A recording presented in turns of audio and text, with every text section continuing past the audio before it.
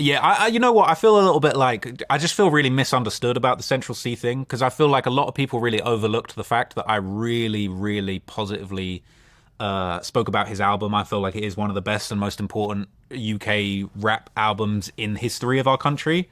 I made a video about the deadly gang war behind Central Cee's career, and I basically made the case that like really he wasn't ever involved in the street side of things. He wasn't making so-called drill music. He spent quite a lot of years making very different kind of music, songs for girls, kind of trap wave. The music was described as it's kind of like wavy drug dealer singer auto tune kind of music, and didn't really go anywhere for him. He's from West London, and there's kind of like a really well-known crew of different sort of like West London rappers, the most famous of who's Digga D, who's one of the biggest rappers that came out of the UK in the drill scene. He's had a lot of really serious legal cases. You know, he was accused of shooting someone in the face with a shotgun and blinding them. His crew, CGM, have been associated with a couple of murders. And, I think he's been incarcerated on drug charges for a while. He might have just gotten out today, matter of fact, if Reddit is to be believed, but who knows. But I kind of made the case in the video that, you know, Central Cee is an amazing artist. I've always been a huge fan of his ever since he came across my radar.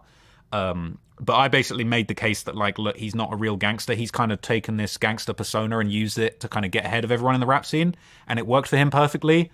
I feel like I was probably doing too much and kind of like poking too much fun at him.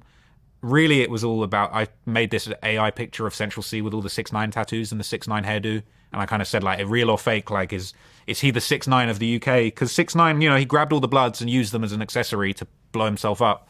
And the story goes that Central Cee kind of did that as far as, like, he basically locked in with this West London gang that was Digga D's ops and kind of, like, used these affiliations and a lot of the imagery of the UK drill and the UK West London gang politics to basically, like, as branding. And it worked for him, and I think his music's amazing. I feel like I was a little misunderstood, and I feel like I probably made myself look a little bit salty about him with the 6ix9ine picture and like some of the comments. But I thought it was great. Well, hold on. Go. You're skipping the one that I saw. Okay. Which is, you did a post where you said, "Don't get me wrong, 10 out of 10 album, one of the best to hold the mic in the UK, but it's based on a persona that other people lived. Maximum artistry, minimum authenticity."